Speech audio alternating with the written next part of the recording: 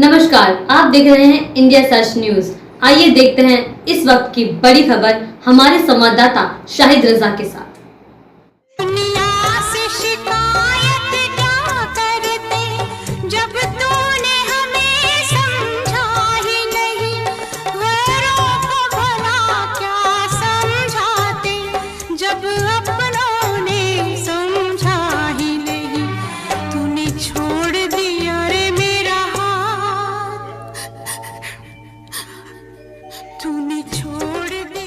इस गीत के बोल 40 वर्षीय उषा देवी की जिंदगी में घटी घटनाओं को नुमाया कर रहे हैं। बता दें, नरेंद्र मोदी ने मुस्लिम समुदाय की महिलाओं को दर्द समझते हुए संसद में 3 तलाक का कानून बनवाया था। 3 तलाक देने वाले लोगों के लिए कठोर कदम था, लेकिन मोदी जी ये भूल गए तलाक की शिकार रुखसाना फरजाना ही नहीं है, शांति और उषा जैसी भी महिलाएं हैं। मोदी जी आप ये भी बता दो, अगर उषा जैसी अनगिनत महिलाओं पर भी पति की ओर से तलाक का चाबुक चलेगा तो उसे कैसे रोका जाएगा। अगर 3 तलाक जैसे कोई कानून हिंदू उन पतियों पर भी बनाते तो शायद उषा देवी अपनी आंखों को यूं ही बेबसी के आंसुओं से नहीं भिगो रही होती। बता दें, कस्बा जवां जिला अलीगढ़ की रहने वाली उषा देवी की शादी 9 फरवरी 1999 में नगला देवी के रहने वाले निर्भय से हुई थी। उषा देवी के परिजनों ने अपनी हैसियत के मुताबिक 22 साल पहले कन्यादान किया था, लेकिन उषा देवी के परिवार वालों को क्या पता था, निर्भय की नजरों में कन्यादान और उषा देवी की हैसियत ही नहीं है। उषा देवी की माने तो उषा देवी को ससुराल से दुख और पति की बेवफाई ही मिली। उषा देवी कब से आप अपने मायके में हैं? क्या पति से मामला चला, क्या हुआ? साहब मेरी 9/2/99 में शादी हुई थी और जो है शुरू से ही उन्होंने परेशान किया कि तेरी मारपीट की। उनके 2 जीजा हैं, राकेश और राजपाल, वो भी मुझे मारते पीटते थे, और एक निरंजन है देवर मेरा, वो भी मुझे उसकी शरारत से मारता था, और एक मेरे ससुर को वो गंदी नज़र रखते थे मुझ पर। हाँ। तो अब कब से आप अपने मायके में हैं? वो साहब वो उसने कई बार फैसला किया, कई बार वो फैसला करके ले गया। हम केस लगाते, हमारी कोई चलती नहीं थी कहीं पे भी, और हम हार के फिर यहीं पे, मैं 12 साल से यहीं पे रह रही हूँ। केस चल रहा था, केस में उसने दूसरी शादी कर ली। दूसरी शादी के बिना डिवोर्स दिए हुए? बिना तलाक के। बिना तलाक की शादी कर ली। तो कोई कार्रवाई नहीं हुई अभी कहीं?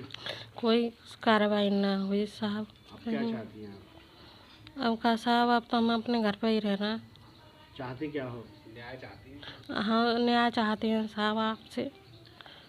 एक बेटा है, वो जो है कौन उसको अपनाएगा, और हम कौन उसको न्याय दिलाएगा, कौन उसे खाना पीना देगा साहब, इसीलिए। तो आप चाहती हैं कि आपको न्याय मिले? हाँ। जो आपका हक है वो आपको मिले? हाँ। मेरा नाम रजत कुमार। रजत कुमार, तुम आज तक अपने पापा से मिले हो कभी? सर मैं बचपन में ही उनके साथ रहा था। उन्होंने मतलब बचपन में ही मेरी मम्मी के साथ बहुत बुरा किया, तो उसके बाद मैं कभी नहीं मिला, ना उन्होंने मेरी कभी खबर ली है।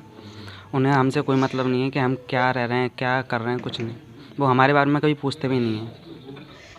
शादी के बाद उषा देवी के पति निर्भय ने कुछ साल यानी 2-3 साल तक तो अपना उषा देवी पर प्यार जताया। उषा देवी को एक पुत्र रतन की प्राप्ति हुई, लेकिन ये खुशी भी ससुराल वालों के दिल में उषा देवी के प्रति प्रेम की अलख न जला सकी। उस वक्त उषा देवी के सीधे साधे स्वभाव और उसकी मोहब्बत को पैरों तले रौंद दिया गया, जब 8 नवंबर 2012 को निर्भय ने अपनी पत्नी को बिना तलाक दिए हुए गंगीरी से शादी कर ली। उस समय मजबूर होकर उषा देवी और उसके परिवार वालों ने पुलिस के बड़े बड़े अधिकारियों के दरबार के चक्कर काटे, शादी को रोक लिया जाए, लेकिन अधिकारियों ने एक न सुनी, और उस समय उषा देवी के पति निर्भय सिंह ने शादी कर ली। लेकिन उषा देवी की शराफत और परिवार की गरीबी अधिकारियों के कान तक नहीं पहुंची, जिसकी वजह से बिना डर दहशत के निर्भय ने अपनी पत्नी व बच्चों को गंगीरी की रहने वाली लड़की से शादी कर ली। इंसाफ नहीं मिला, लेकिन उषा देवी को मिला तो ससुराल वालों की तरफ से धमकी, पति की दूसरी बीवी के भाइयों की ओर से मारने की धमकी,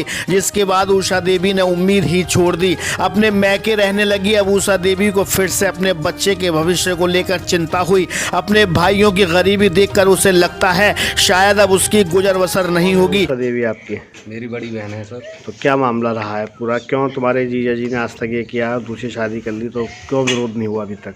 सर जो है हमने जो है बहुत जो है कोशिश की हर जगह, जब जो है सन 99 में हमने शादी की थी तो अपनी हैसियत के अनुसार दहेज दिया था उनकी जो है हवस इतनी बढ़ गई कि वो आए दिन हमसे डिमांड करते रहे, कभी किसी चीज़ की कभी किसी चीज़ की। यहाँ तक कि जो है खाने का राशन पानी भी यहाँ से जाने लगा, और जो है गैस कनेक्शन हमने कराया उनके लिए। और जो है 10 साल से आपकी सिस्टर आपके घर पे है, तो इस बीच कोई वो सर महिला थाना में 10 जो है केस चल रहा था सन 2012 में।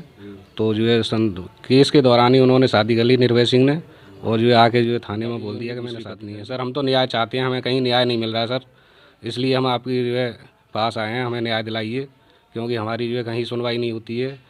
क्योंकि उन्हें जो है कुछ दबंग लोगों का, कुछ जो है प्रभावशाली लोगों का संरक्षण मिला हुआ है, इसलिए हमारी कहीं सुनवाई नहीं होती सर। हम आपसे रिक्वेस्ट करते हैं। पूरे 9 साल के बाद उषा देवी अलीगढ़ के पुलिस अधिकारियों से फिर से न्याय मांगने की और इंसाफ मांगने की गुहार लगा रही है। क्या उस निर्दयी पति निर्भय पर पुलिस का कोई बड़ा एक्शन हो, जिसने उषा देवी के जीवन के खेत में दुखों की फसल बो दी है। आज उषा देवी का बच्चा भी 16 साल का हो चला है, अपने मामाओं के पास ही परवरिश पा रहा है। आखिर कब तक उषा देवी अपने भाइयों की बैसाखी पर अपने और अपने बेटे के अपाहिज भविष्य को चलाती रहेगी। उषा देवी ने जवानी से बुढ़ापे की दहलीज पर कदम रख दिया, लेकिन 20 साल से पति की बेवफाई का अब तक दंश झेलती आ रही है। मोदी जी, रुखसाना और शबनम को तो आपने इंसाफ दे दिया, आपने 3 तलाक का कानून बना दिया। उषा, शांति जैसी भी हजारों महिलाएं आपसे इंसाफ मांगती हैं। वरिष्ठ पुलिस अधीक्षक महोदय अलीगढ़ के दरबार में फिर से इंसाफ पाने के लिए उषा देवी ने अरदास लगाई है। क्या वास्तव में तेज तर्रार कप्तान कलानिधि नैथानी कोई रास्ता निकालेंगे? क्या निर्दयी पति निर्भय और उसके बेदर्द ससुराल वालों पर कोई पुलिस का बड़ा एक्शन होगा, जिससे निर्भय और उसके परिवार का गुनाह उजागर हो सके? सवाल बहुत है, लेकिन जवाब सिर्फ निर्भय और उसके परिवार वालों पर कड़ी कानूनी कार्रवाई होने से ही मिलेगा। योगी जी, आपके प्रदेश में उषा देवी जैसी हजारों महिलाएं आपके उत्तर प्रदेश में सताई जा रही हैं। क्या आपके द्वारा उनके दिल में भी इंसाफ पाने की उम्मीद जाग सकती है? आगे क्या होगा दिखाएंगे अगली खबर में। फिलहाल तो उषा देवी की दर्द भरी कहानी किसी भी सामाजिक इंसानों को रुलाने पर मजबूर कर सकती है। कैमरामैन मोहम्मद यामीन के साथ चीफ एडिटर शाहिद रजा की रिपोर्ट, इंडिया सर्च न्यूज के लिए।